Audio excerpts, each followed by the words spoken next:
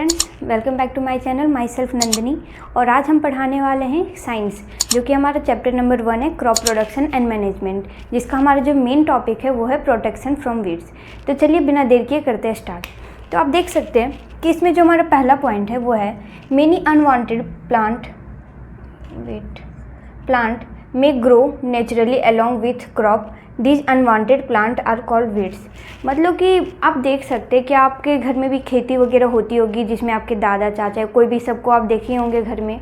तो उसमें आप देखते होंगे, अगर आप कभी खेत पे गए होंगे तो आप देखते हैं जो हमारी फसल होती है उसके साथ कुछ घास फूस से अनवांटेड, जो हमारी ज़रूरत की चीज़ नहीं है, जो प्लांट हमारे लिए ज़रूरी नहीं है, वैसे भी प्लांट उसके साथ उगते हैं या निकलते हैं उसके साथ। तो जब वो चीज़ हमारे लिए ज़रूरी है ही नहीं तो हम उस चीज़ का क्यों रखें या उस चीज़ का उपयोग क्यों करें। तो इस टॉपिक में हम यही पढ़ाने वाले हैं कि उस चीज़ वो आती क्यों है, उसको हम लोग रिमूव कैसे करें या हमारे लिए वो यूज़फुल क्यों नहीं है। ये सारी बातें हम इस टॉपिक में डिस्कस करने वाले। तो जो हमारा पहला पॉइंट है, इसमें ये कहना चाह रहा है कि जो अनवांटेड प्लांट रहते हैं, जो कि अनचाहे, जिसको कोई यूजेबल प्लांट नहीं है क्रॉप के साथ, वैसे प्लांट जब क्रॉप के साथ ग्रो करते हैं तो वैसे प्लांट को ही हम वीड्स कहते हैं। तो वीड्स का मतलब देख सकते हैं, इसका मतलब होता है खरपतवार। आप इसका मीनिंग में ही देख सकते हैं, खरप मतलब कि जो चीज़ें ख़राब है, जिसको कोई यूज नहीं है या यूज होने लायक भी नहीं है, वैसी चीज़ों को हम वीड्स कहते हैं। तो जो हमारी वीड्स है वो तो है, अब हमारी यूज़ की चीज़ें नहीं है तो उसको रखना क्या ज़रूरी है, तो कह सकते नहीं है, क्योंकि हमारे लिए खुद ही यूज़फुल नहीं है तो हम उसे रख के क्या करेंगे। तो उसके लिए जो हम क्या करते हैं, the removal of weeds is called weeding. तो उस चीज़ को रिमूव करने के लिए जिस प्रोसेस का हम लोग यूज़ करते हैं उस प्रोसेस को हम कहते हैं वीडिंग। तो आप देख सकते हैं उस प्रोसेस को हम वीडिंग कहते हैं। अब ये चीज़ें हमारे लिए किस तरह से हार्मफुल है या किस तरह से प्लांट क्रॉप के साथ ग्रो करती, किस तरह से अपने आप ही निकल आती, ये सारी चीज़ें हम डिस्कस करेंगे। और इस चीज़ को हटाने के लिए, रिमूव करने के लिए ये क्या होता है, क्या हम लोग करते हैं, वो भी हम इस टॉपिक में डिस्कस करने वाले हैं। तो आप देख सकते हैं कि जो हमारे वीड्स है, अनवांटेड प्लांट है, ये मैंने आपको पहले बता चुकी हूँ।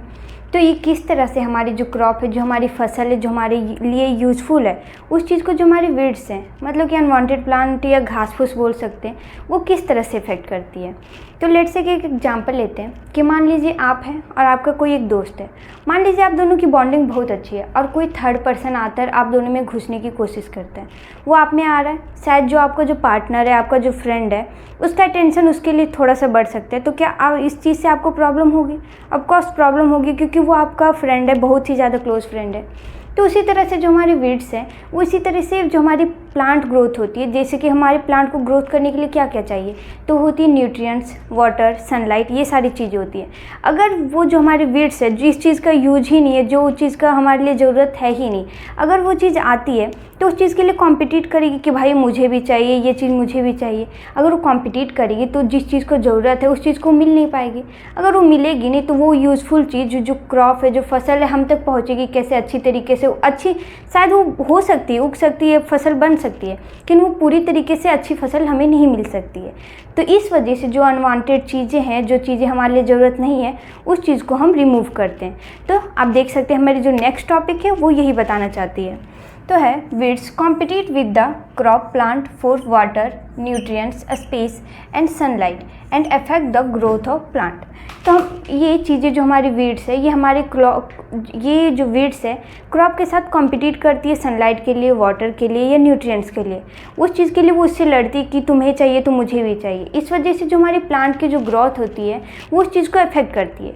तो इस वजह से हम लोग वीड्स को, जो हमारे घास फूस है, जिस चीज़ की हमें ज़रूरत नहीं है, इस वजह से हम उसे रिमूव करते हैं या उस वजह से हम इसे अनवांटेड भी कह सकते हैं।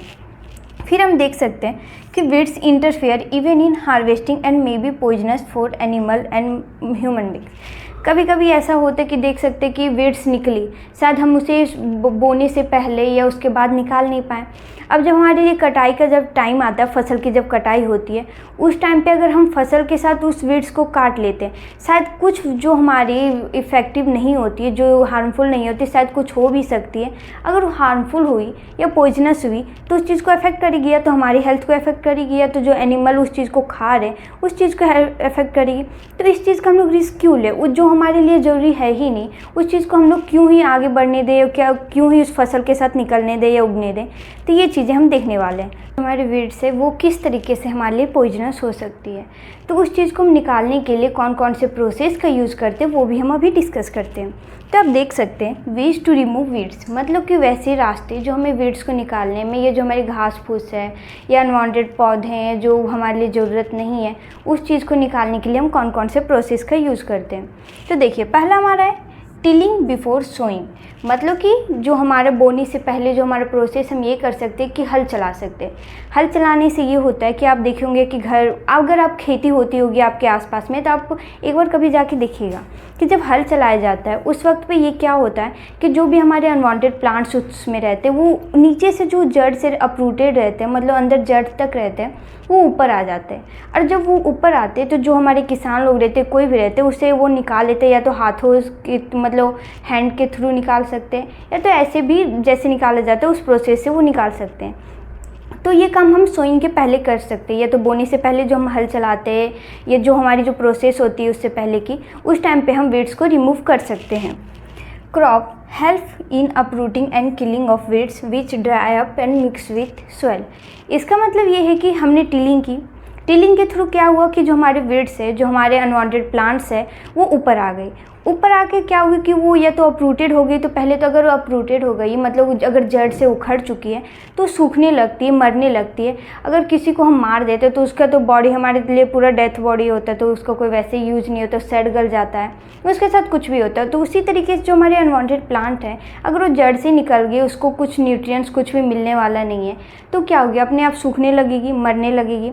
और इसी तरह जो हमारी वीड्स है, जो हमारे अनवांटेड प्लांट है, उसके साथ भी ऐसा ही होता है, वो भी सड़ने लगती है या सूखने लगती है। और जो सूख जाती है, सड़ जाती है, तो फिर मिट्टी में मिक्स हो जाती है या डिकम्पोज हो जाती है पूरी तरीके से। तो ये प्रोसेस ये हुई कि हम उसे कैसे निकाल सकते हैं या किस तरीके से निकाल सकते हैं, ये हमने देखा। अब हम ये कब कर सकते हैं, इस चीज़ को भी डिस्कस। अब देखिए, मैंने आपको एक फ्रेंड का एग्जांपल दिया कि आप में आपकी फ्रेंडशिप में आ रहा है, तो आप क्या चाहेंगे, वो पूरी फ्रेंडशिप बर्बाद कर दे तब आप उसको दूर कीजिएगा, या आप स्टार्टिंग में ही उस चीज़ को हटाने की कोशिश कीजिएगा। तो इसमें भी आप देख सकते हैं कि removal of weeds before they produce flower and seed. तो हम उस अनवांटेड प्लांट जो हमारे लिए यूज़फुल, जो हमारे क्रॉप के मतलब हमारे लिए ही यूज़फुल नहीं है, उस चीज़ को हम तब हटाएंगे जब वो फ्लावर प्रोड्यूस नहीं करी है, सीड्स जब तक उसमें फ्लावर और सीड्स ये दोनों चीज़ें जब तक नहीं आई हैं, अगर उससे पहले हम निकाल लेते तो ये हमारे लिए बहुत ही ज़्यादा यूज़फुल होगी।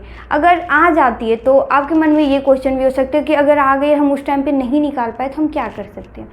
नहीं निकाल पाए तो शायद उसके जो सीड्स हैं या तो उसके जो इफेक्टिव है वो क्रॉप को इफेक्ट कर चुकी है, उस चीज़ के लिए कॉम्पीट कर चुकी है। अब मान लीजिए कि आपका यहाँ पे एक प्लांट है, ये मान लीजिए एक प्लांट है, इसके बगल में अगर कोई अनवांटेड प्लांट है, और अगर इसे हम सीड प्रोड्यूस करने से पहले, फ्लावर प्रोड्यूस करने से पहले अगर हम इसको निकाल नहीं रहे, तो इस चीज़ से कॉम्पिटिट कर रही है। अगर ये कॉम्पिटिट कर रही है, इसको इतना बढ़ना चाहिए थी, इसकी ग्रोथ इतनी होनी चाहिए थी, वो उतनी नहीं हो पाई। क्यों? क्योंकि इसके साथ ये कॉम्पिटिट कर चुके हैं। तो इस चीज़ को हम इसलिए निकालते हैं ताकि वो आगे तक इसकी ग्रोथ में कॉम्पिटिट ना कर पाएँ। तो इस वजह से हम वीड्स को निकाल सकते हैं। तो कब निकाल सकते हैं ये हमने देख चुका है। अब इसको किस तरीके से निकाल सकते हैं, कि हम इसे अपरूटेड करना ज़रूरी होता है, काटना ज़रूरी होता है, या पूरी तरीके से जला देना ज़रूरी होता है, क्या करना ज़्यादा इंपॉर्टेंट होता है, या कौन सा यूज़फुल मोस्टली होता है, ये हम देख सकते हैं। और किन किन चीज़ों से इसे किया जा सकता है ये भी हम चलिए नेक्स्ट टॉपिक में डिस्कस करते हैं। फिजिकली हम देख सकते हैं कि किस तरीके से हम वीड्स को रिमूव कर सकते हैं, मतलब हमारे जो अनवांटेड प्लांट है उस चीज़ को हम फिजिकली किस तरीके से, मतलब हम इसको दो तरीके से रिमूव कर सकते हैं, या तो फिजिकली या केमिकली। तो फिजिकली हम किस तरीके से कर सकते हैं, चलिए वो देखते हैं। तो फिजिकली हम कर सकते हैं physical removal of weeds by uprooting और cutting them close to the ground from time to time. मतलब फिजिकली हम इसे इस तरीके से कंट्रोल कर सकते हैं या इसे रिमूव कर सकते हैं, या तो इसे हम अपरूटेड कर दें, या तो इसे हम ग्राउंड, मतलब कि आप देख सकते हैं ये जो हमारी फसल है, ये हमारी जो ज़मीन है या जिससे ये निकल रही है, उसके साथ जो हमारी प्लांट है उस चीज़ को पूरी ज़मीन से, या तो हम इसे पूरी तरीके से ये जड़ है, इसे हमने जड़ से निकाल दिया, इससे भी हमें फ़ायदा हो सकता है, या तो ये ग्राउंड से, तो ग्राउंड से या तो हम इसे काट दे सकते हैं, तो इससे भी हमें फ़ायदा हो सकता है। लेकिन जब हम इसे ग्राउंड से निकालते हैं, मतलब काट के निकालते हैं, तो इससे इसका घाटा ये हो सकता है कि फिर से निकल सकता है। अगर वैसा कुछ प्लांट हुआ जो फिर से निकल सकते हैं, तो फिर से बाहर आ सकता है। अब रूटेड है तो इसमें भी एक घाटा हो सकता है कि अगर उसमें सीड आ गया, सीड आने के बाद अगर उसमें इसको निकाल दें तो शायद उसके सीड फिर से जाके ज़मीन में आ रही है, फिर से वो नए पौधे निकाल रही है, फिर से अनवांटेड प्लांट्स ग्रोथ कर रहे हैं। तो इसे हम क्या कर सकते हैं, टाइम टू टाइम इसे हम निकालने का प्रोसेस कर सकते हैं। ऐसा नहीं कि हमने एक बार फसल हुआ उसमें से हमने जो हमारी वीड्स से अनवांटेड प्लांट्स है वो उगे, अब हमने एक बार निकाला तो फिर हम एकदम बेफिक्र हो गए कि भाई अब तो इसमें तो प्लांट आएंगे ही नहीं, ऐसा कुछ होगा नहीं, घास फूस होंगे नहीं, ऐसा कोई हार्म करेगा नहीं हमारे प्लांट को। तो ऐसा नहीं हो सकता है, ये पॉसिबल है कि शायद वो फिर से निकल सकते हैं। तो इसे हम टाइम टू टाइम हम जिस तरीके से ध्यान रखते हैं अपनी फसल को, वैसे हमें ये भी ध्यान रखना होगा कि जो अनवांटेड प्लांट है उसे टाइम टू टाइम हम उसे निकालते रहें।